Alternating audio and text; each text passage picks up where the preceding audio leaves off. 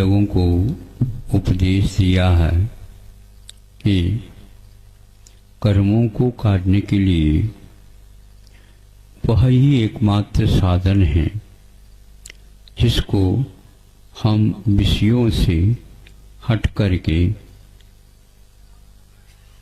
अच्छे भावों के साथ उन कर्मों को काट सकते हैं। प्रश्न ये उठता है, अच्छे भावों को करने के लिए भी तो कर्म साथ देना चाहिए। अच्छे भाव करने के लिए भी कर्म का उदय भी अच्छा चाहिए, तभी तो होगा। इसलिए हम क्या करें अब? तो आचार्यों ने ये कहा, ये बिल्कुल ठीक है, हमें कर्म काटने के लिए अच्छे भाव चाहिए और अच्छे भावों के लिए भी कर्म का उदय भी उसी क्वालिटी का होना चाहिए। उसके बिना हम कैसे कर सकते?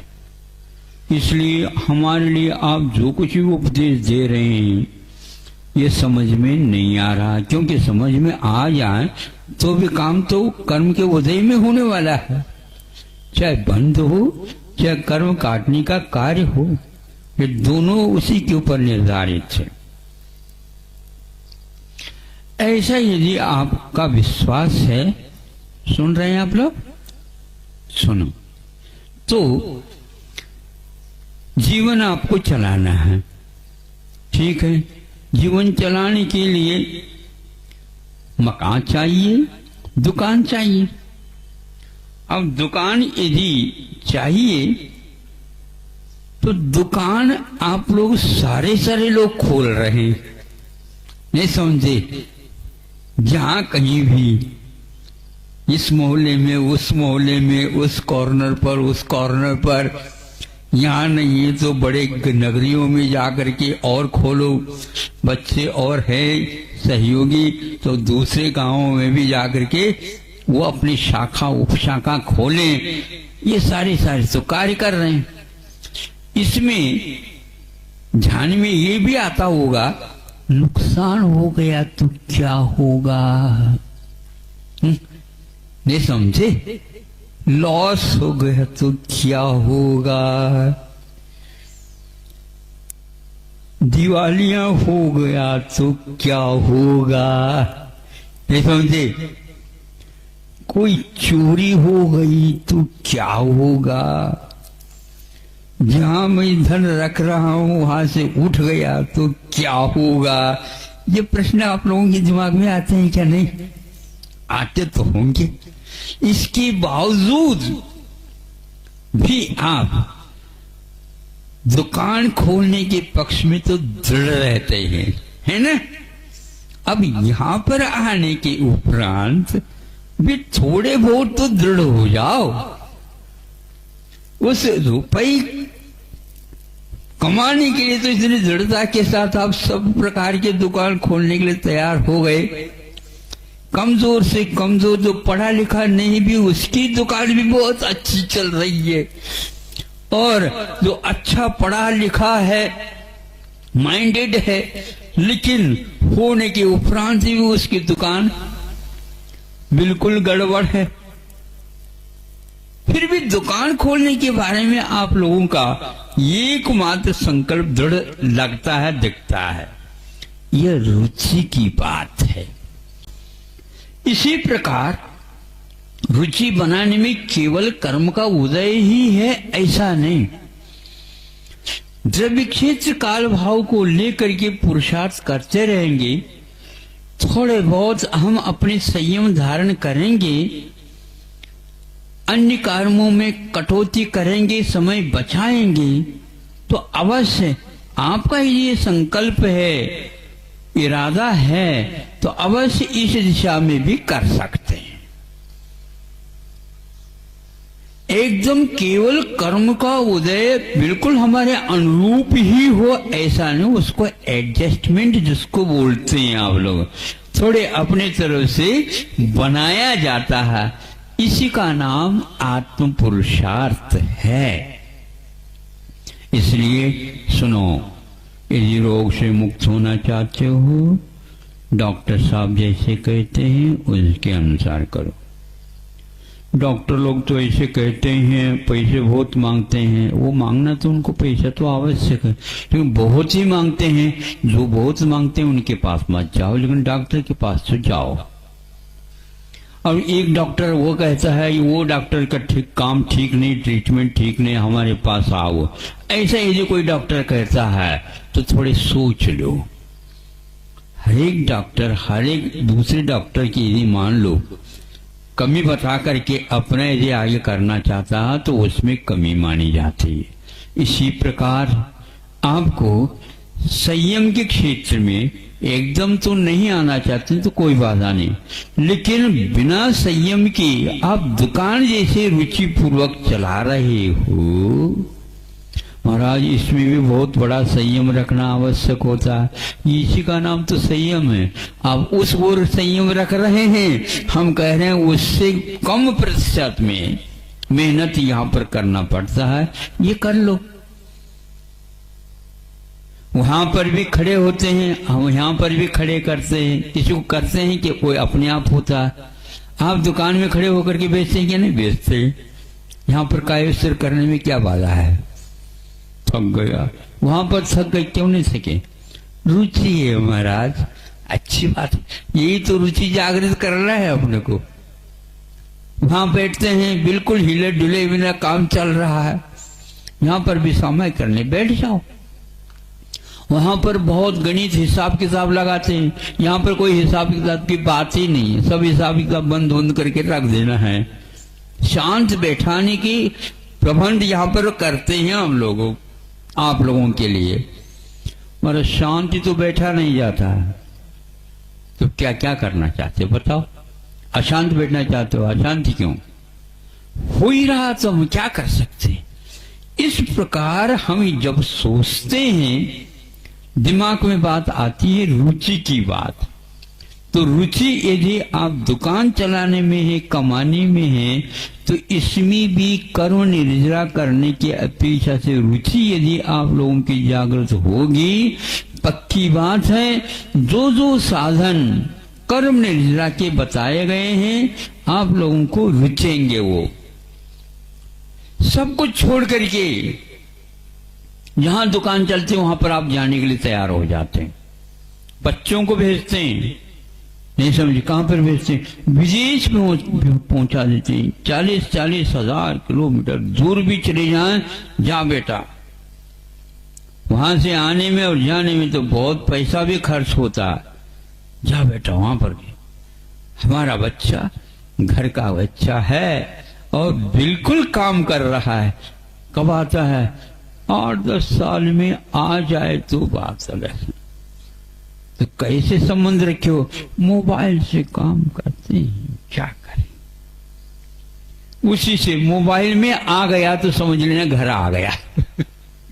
और यदि मोबाइल में नहीं आया तो बच्चे का संबंध कहां पर क्या हो गया पता नहीं। आज संबंध नहीं हो रहा है। मोबाइल में नंबर है कि नंबर चेंज कर दिया उसने, नहीं आ रहा। तो इतने दूर रहने के उपरांत भी आपको उनसे संतुष्टि है, क्योंकि आपकी रुचि है, वो कमा रहा।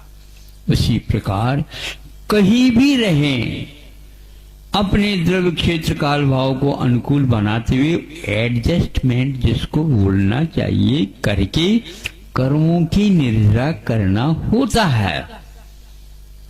ये यदि आपको समझ में आ गया तो भारतवर्ष में कहीं भी जा सकते हैं। वहां पर जाकर के अपना धार्मिक अनुष्ठान करके अपने जीवन को संपन्न बना सकते हो।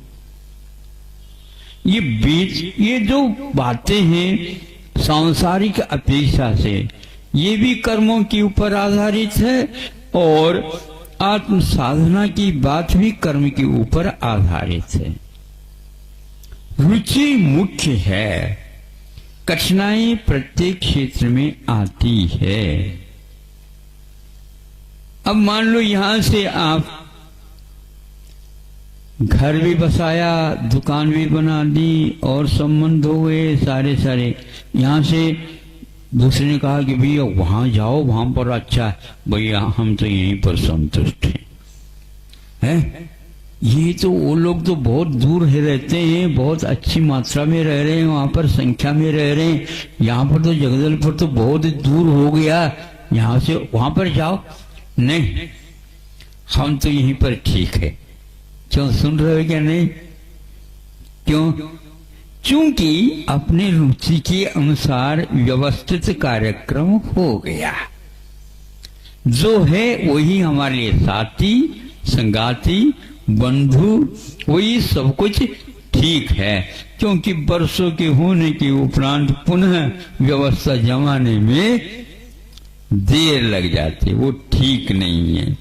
उसी प्रकार थोड़े बहुत कठिनाई शारीरिक, वासनिक, मानसिक क्षेत्र, द्रव्य क्षेत्र, काल भाव की अपेक्षा से हमेशा हमेशा कर्म के उदय में कठिनाई ही रहती है, कभी अनुकूलता नहीं रहती, किंतु उसको मान ली जाती है। स्वर्ग में जाएंगे ना, बिल्कुल एयर कंडीशन, ऐसे एयर कंडीशन है, ये दुनिया में नहीं मिल पाएंगे। वहां पर भी दुख है। सोच लो, जब वहां पर भी दुख है तो यहां पर दुख, नीचे के अपेक्षा से हमें दुख नहीं है, अपने आप ठीक हो जाता है।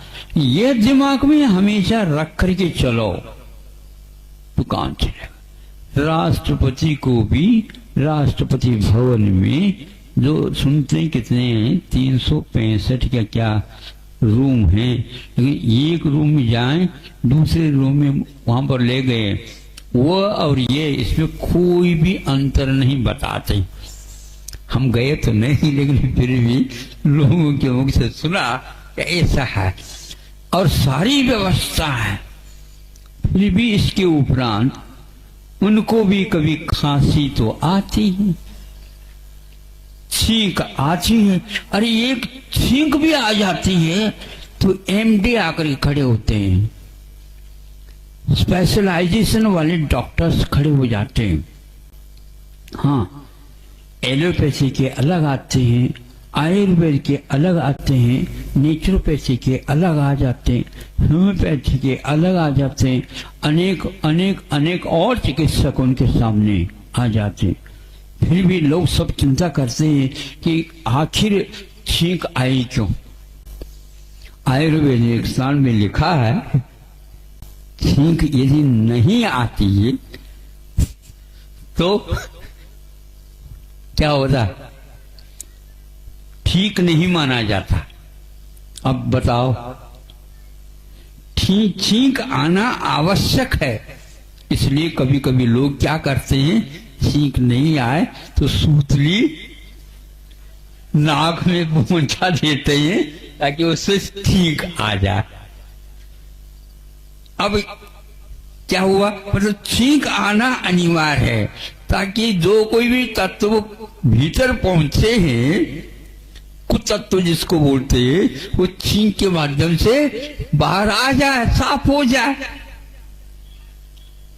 उसी प्रकार हमें सोचना चाहिए, हर बात में हम कठिनाई का क्यों अनुभव करें, ये भी ठीक है हमारे लिए।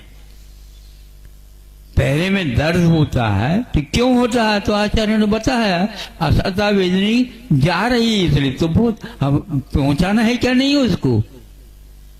पैर में दर्द होता है, आधा घंटा बैठ दो, आसन लगा दो, तो असता वेदनी की उदीर्णा होने प्रारंभ हो जाएगी, निकल जाएगा वो। तो बिना फल दिए, भयंकर फल दिए, वो चले जाए। ऐसे चला चला करके आचार्य महाराज कहते हैं, तपस्वी लोग कष्ट को सहन करते रहते हैं, चला चला करके, और ये आवश्यक होता।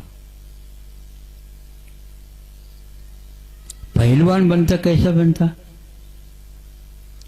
दंड बैठक करता, उठक बैठक करता, और उठक बैठक आप समझो, हम थोड़ी दंडित थोड़ी हम उठक बैठक करें।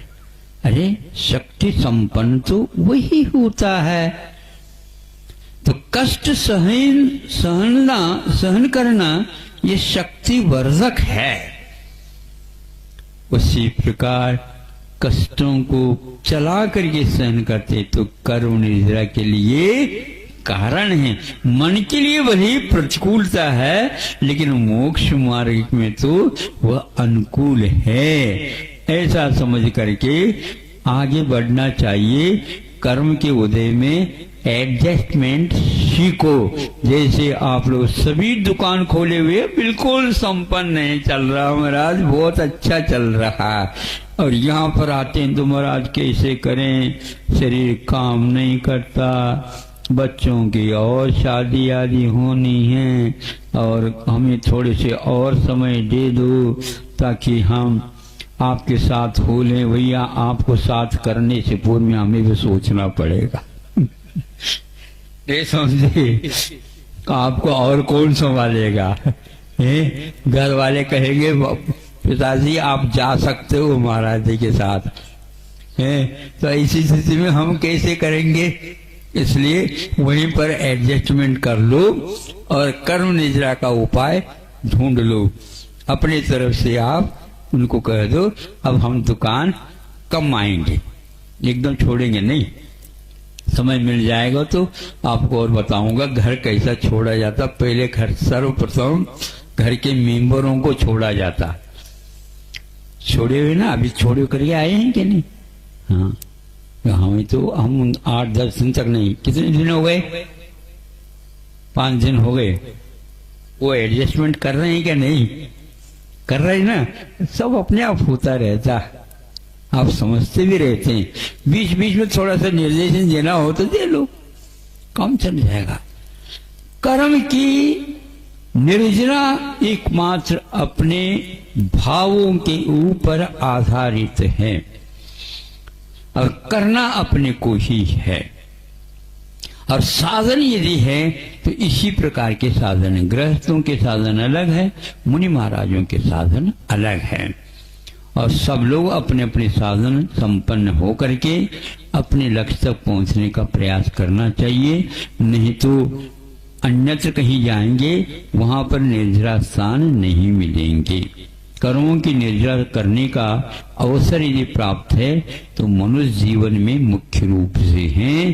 अन्य जीवनों में काम चलाओ, कुछ नहीं होता। 2 गतियों में तो केवल सम्यक दर्शन हो सकता, नरक और देवों में, और नीचे ऊपर हो गया। बीच में तिरिंचों में कर्म निद्रा करने का थोड़ा सा साधन बढ़ा हुआ रहता है, ये संयम भी वो धारण कर लेता है सम्यक दर्शन में। किंतु मुनि बनने का सौभाग्य, विशेष रूप से चारित्र धारण करने का सौभाग्य मनुष्य जीवन में है। लेकिन मनुष्य जीवन में हो करके भी बहुत ही कम लोग इस कोर्स को पसंद करते हैं। ये सब्जेक्ट ऐसा सब्जेक्ट है इसको कोई भी चुनता ही नहीं। देव लोग चुनना चाहते हैं लेकिन वहां पर यह चुना ही नहीं जा सकता। और आप लोगों का जीवन तो कुछ तो व्यतीत हो गया, बहुत कुछ व्यतीत हो गया, अब आगे क्या सोचो। ये जीवन तो मुनि बनने की अपेक्षा अथवा महावतों की अपेक्षा, संयम की अपेक्षा से होता है। ये इसको विषयों में गंवा दिया तो फिर आगे कब मिलेगा? अब इसके उपरांत यदि मिलेगा, आपके पास सम्यक दर्शन है, संयम है, तो देवगति ही मिलेगी। कब करोगे इस कोर्स को पूर्ण? इस कोर्स को पूर्ण किए बिना तो किसी को मुक्ति आज तक नहीं मिली, न मिलने वाली। कम से कम संकल्प तो कर लो। संकल्प में कोई बाधा नहीं होती। धारणा बना लो, भगवान हम जब कभी हो तो इस प्रकार की अवधारणा बना लेंगे। अहिंसा परमो धर्म की जय।